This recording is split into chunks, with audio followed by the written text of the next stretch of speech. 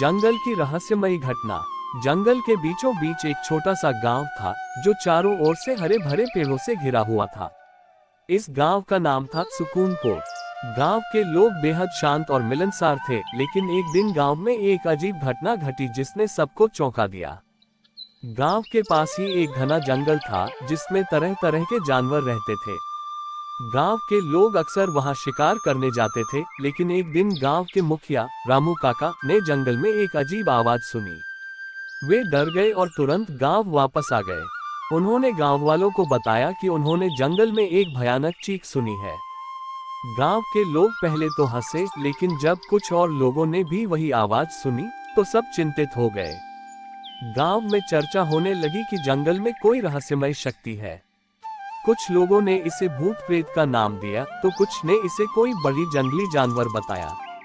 रामू काका ने गांववासियों को समझाया कि हमें डरना नहीं चाहिए और इस रहस्य का पता लगाना चाहिए।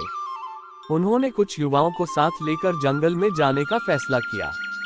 वे सब अपने अपने हथियार लेकर जंगल की ओर चल पड़े।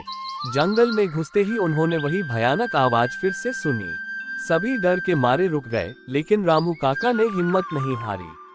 वे धीरे धीरे आवाज की ओर बढ़ने लगे। जब वे आवाज के पास पहुंचे तो उन्होंने देखा कि एक बड़ा सा अजगर एक पेड़ के नीचे लिपटा हुआ है और चीख रहा है। रामू काका ने ध्यान से देखा और समझा कि अजगर के पेट में कुछ अटका हुआ है, जिसकी वजह से वह चीख रहा है। रामू काका ने गांव के युवाओं को इशारा किया और सबने मिलकर अजगर को शांत किया। उन्होंने देखा कि अजगर के पेट में एक छोटा हिरण फंसा हुआ है। उन्होंने बड़ी सावधानी से अजगर के पेट से हिरण को बाहर निकाला। अजगर ने राहत की सांस ली और जंगल में वापस चला गया।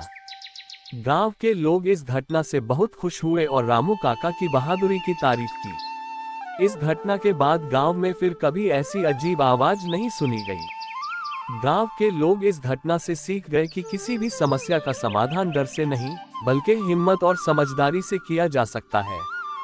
इस घटना ने गांव वालों के दिलों में एक नई उमंग और विश्वास जगाया। उन्होंने समझा कि किसी भी रहस्यमयी घटना का सामना करने के लिए एकता और धैर्य की जरूरत होती है। रामू काका की बहादुरी और युवाओं की मदद से गांव में शांति लौट आए।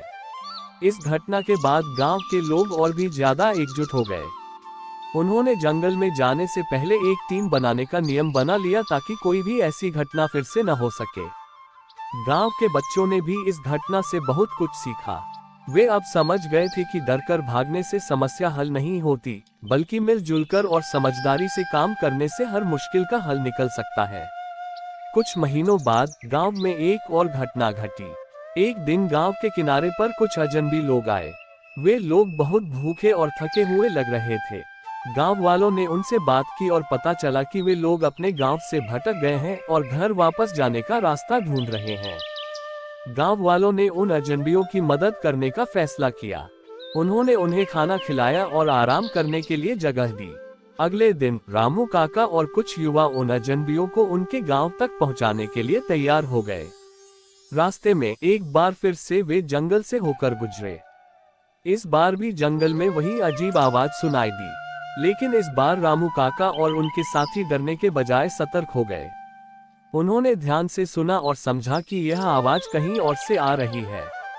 वे आवाज की दिशा में बढ़े और देखा कि एक पेड़ पर एक पक्षी का घोंसला है और उसमें फंसा हुआ एक छोटा चिड़िया चीख रहा है। रामू काका और उनके साथियों ने मिलकर उस चिड़िया को घोंसले से बाहर निकाला और उसे आजाद किया।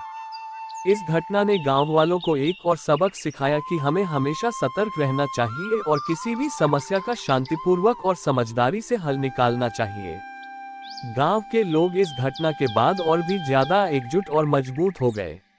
उन्होंने एक दूसरे की मदद करने और हर समस्या का हल मिलकर निकालने का संकल्प लिया। सुकूनपुर गांव एक मिसाल बन गया कि कैसे एकता, धैर्य और हिम्मत से किसी भी मुश्किल का सामना किया जा सकता है।